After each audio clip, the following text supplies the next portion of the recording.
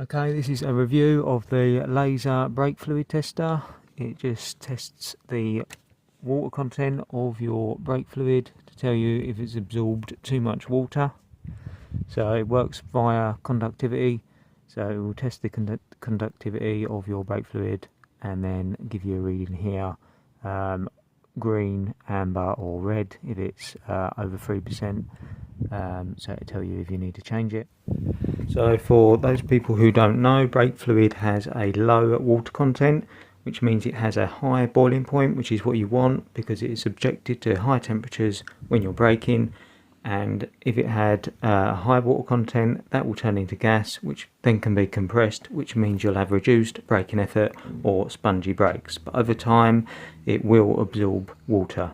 Okay, this is the same brake fluid exposed to the air after 24 hours, so we'll just turn it on. And you can see now that it's gone up another level, but still under 2%. Okay, this is now 48 hours later that this has been exposed to the air, so we're just going to turn this on, put it in, and you can see it goes to above 4%. So that's absorbed over 4% water in that 48 hours.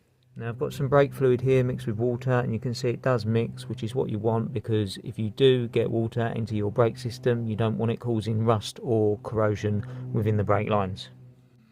And also, if it did act like oil, you'd get the water sink to the bottom next to your brake pistons, where it'd be subjected to the heat, and so then it would boil off and you'd get the spongy brakes that we was talking about. So we don't want too much water in the brake system, so that is what this is testing for, and it'll give you a reading indication if it's over 3 or 4%.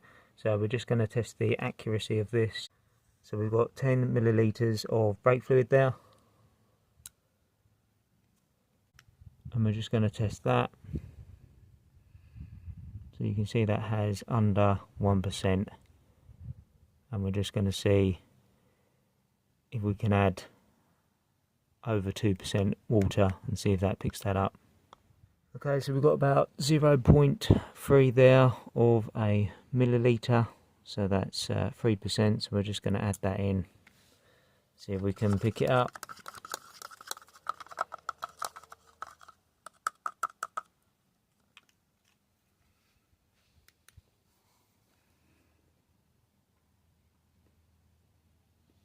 There it is. So it's picked up the that it's got over 2%, and we're just going to add another 0.1 milliliter, see if it picks up the 4. Okay, so we've got another 1% going in. Going to see if that picks it up.